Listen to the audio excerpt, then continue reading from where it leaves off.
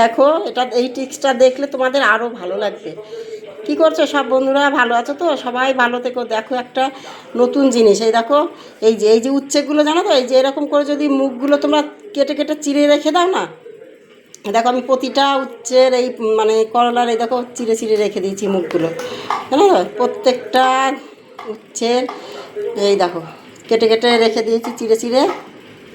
দেখো এটাও তাই, সবগুলোকে এরকম চিড়ে রেখে দিয়েছি। এইভাবে আমি ফ্রিজে রেখে দেবো, রেখে দিলে 1 সপ্তাহ ভালো থাকবে।